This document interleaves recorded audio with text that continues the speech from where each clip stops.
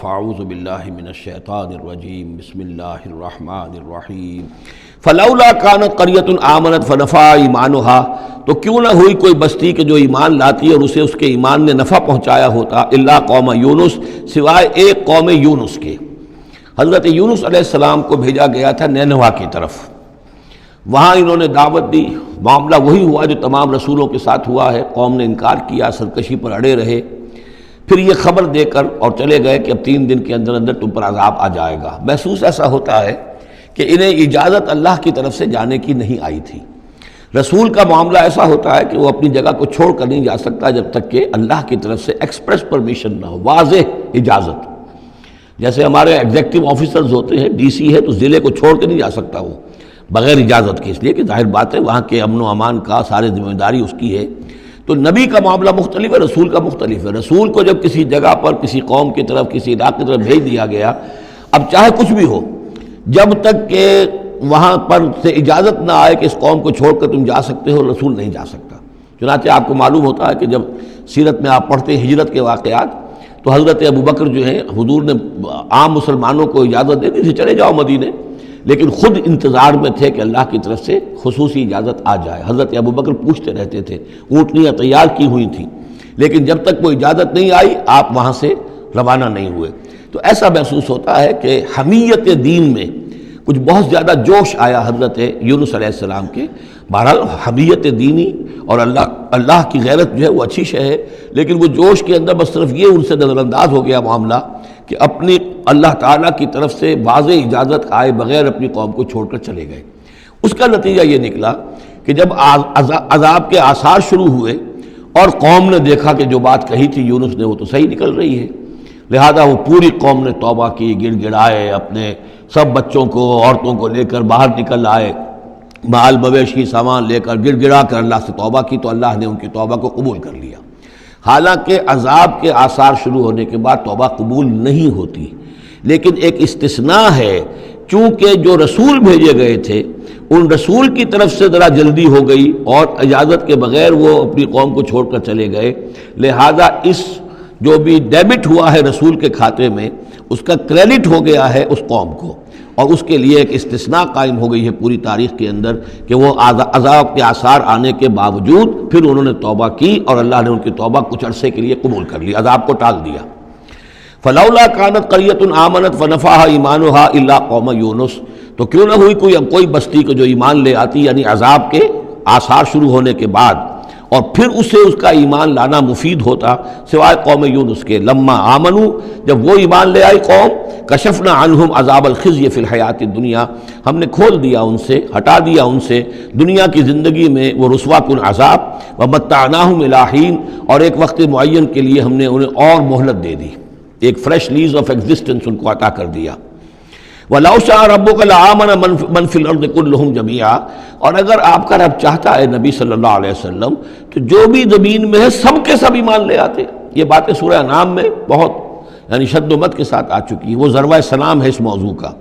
کہ آپ کے دل میں کتنی بھی خواہش ہو کہ یہ سب لوگ ایمان لے آئیں، لیکن یہ کہ اللہ تعالیٰ نے تو ضابطہ رکھا ہوا، جو طالب حق ہوگا اسے حق ملے گا، جو طالب ہدایت ہوگا اسے ہدایت ملے گی، جو ضد پر، ہٹ درمی پر، تعصب پر اور کسی ضد میں آ گیا ہے اسے اللہ تعالیٰ ہدایت نہیں دے گا۔ اگر جبراً اللہ نے ہدایت دینی ہوتی تو دنیا میں کوئی بھی کافر نہ ہوتا، سب کے سب مومن ہوتے، متقی ہوتے۔ آخر اللہ کے فرشتے کتنے ہیں؟ سب مومن ہیں، متقی ہیں، پاک ہیں، صاف ہیں، کہیں کوئی غلطی نہیں، معصیت نہیں، کہیں لا یعصون اللہ ما امرہم ویفعلون ما یؤمرون، وہ جو بھی کچھ انہیں حکم ہوتا ہے بجا لاتے ہیں اللہ تعالیٰ کے احکام، کسی حکم کی نافرمانی نہیں کرتے۔ انسانوں کو پیدا کیا ہے امتحان کے لیے، خلق الموت والحیات لیبلوکم ایکم احسن عملا، لہذا آپ اس معاملے میں بس اپنا فرض ادا کریں، باقی کون ایمان لا رہا کون نہیں لا رہا وہ معاملہ ہم سے متعلق ہے۔ وَلَوْ شَاءَ رَبُّكَ لَآمَنَ مَنْ فِي الْأَرْضِ كُلُّهُمْ جَمِيعًا اگر اللہ چاہتا، آپ کا رب چاہتا تو یقیناً زمین میں جو ہے سب کے سب ایمان لے آتے۔ أَفَأَنْتَ تُكْرِهُ النَّاسَ حَتَّى يَكُونُوا مُؤْمِنِينَ تو کیا آپ لوگوں کو مجبور کر دیں گے کہ وہ ضرور ایمان لے آئیں؟ یعنی آپ اپنے آپ کو بھی ہلکان کر رہے ہیں، آپ نے دن رات ایک کیا ہوا ہے، آپ ہر وقت اس جد و جہد میں ہیں، پھر آپ کو یہ بھی اندیشہ رہتا ہے کہ کہیں میری طرف سے کوئی کوتاہی تو نہیں ہو رہی ہے، جیسے کہ سورہ اعراف کے اندر فَلَا تَكُنْ فِي صَدْرِكَ حَرَجٌ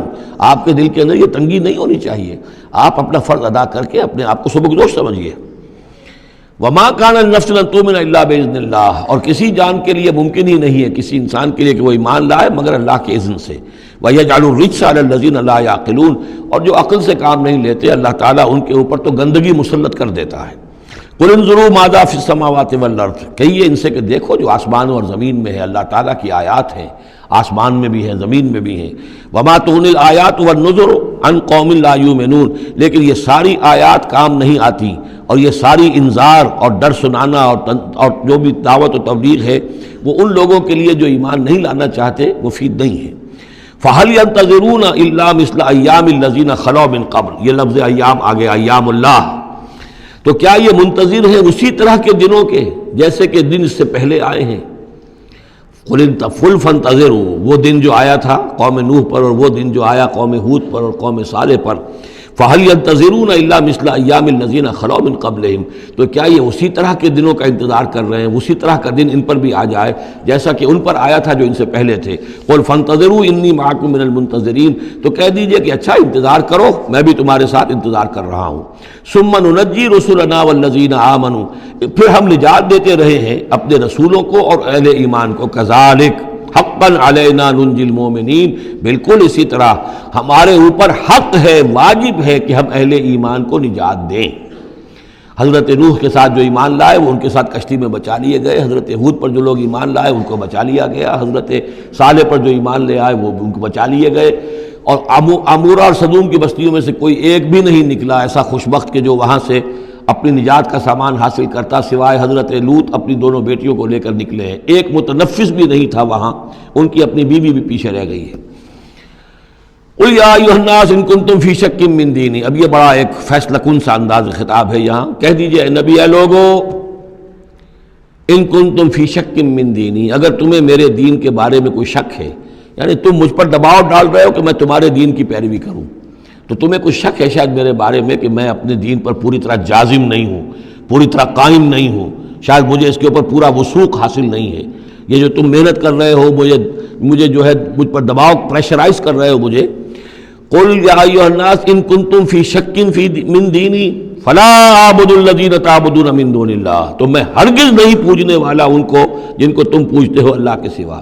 وَلَٰكِنْ أَعْبُدُ اللَّهَ الَّذِي يَتَوَفَّاكُمْ، بلکہ میں تو پوجوں گا اور پرستش کروں گا اسی اللہ کی جو تمہیں قبض کرے گا۔ وَأُمِرْتُ أَنْ أَكُونَ مِنَ الْمُؤْمِنِينَ، اور مجھے حکم ہوا ہے کہ میں ایمان لانے والوں میں سے ہو جاؤں۔ وَأَنْ أَقِمْ وَجْهَكَ لِلدِّينِ حَنِيفًا، اور اے نبی آپ تو اپنے چہرے کو سیدھا رکھیے دین حنیف کی طرف، دین کی طرف حنیف ہو کر، یکسو ہو کر۔ وَلَا تَكُونَنَّ مِنَ الْمُشْرِكِينَ، اور ہرگز نہ ہوئیے ان مشرکوں میں سے۔ وَلَا تَدْعُ مِن دُونِ اللَّهِ مَا لَا يَنفَعُكَ وَلَا يَضُرُّكَ، اور مت پکاریے ہرگز اللہ کو چھوڑ کر ان ہستیوں کو جنہیں یہ پکار رہے ہیں جو نہ نفع پہنچا سکتی ہیں اور نہ نقصان۔ فَإِن فَعَلْتَ،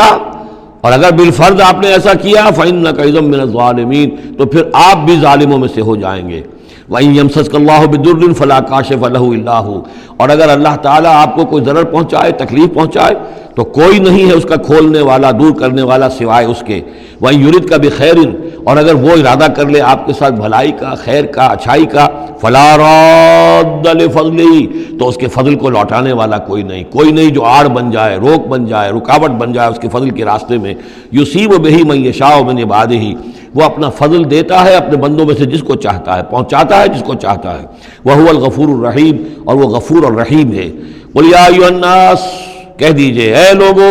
قَدْ جَاءَكُمُ الْحَقُّ مِنْ رَبِّكُمْ، تمہارے پاس تمہارے رب کی طرف سے حق آ چکا ہے۔ فَمَنِ اهْتَدَىٰ، تو جو کوئی بھی ہدایت پائے، فَإِنَّمَا يَهْتَدِي لِنَفْسِهِ، تو وہ اپنے بھلے کو ہدایت پاتا ہے،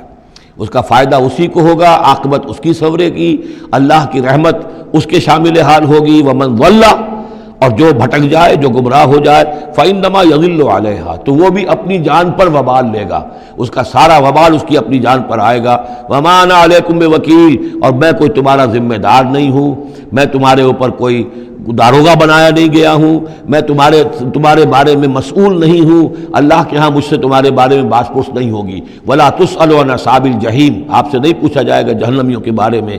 وَاتَّبِعْ مَا يُوحَىٰ إِلَيْكَ، اور اے نبی آپ پیروی کرتے جائیے اس کی کہ جو آپ کی طرف وحی کیا جا رہا ہے۔ وَاصْبِرْ، اور صبر کیجئے، جمے رہیے، ڈٹے رہیے، ان کے دباؤ کو برداشت کیجئے۔ حتیٰ یحکم اللہ، یہاں تک کہ اللہ تعالیٰ فیصلہ سنا دے۔ وَهُوَ خَيْرُ الْحَاكِمِينَ، اور یقیناً وہ بہترین فیصلہ کرنے والا ہے۔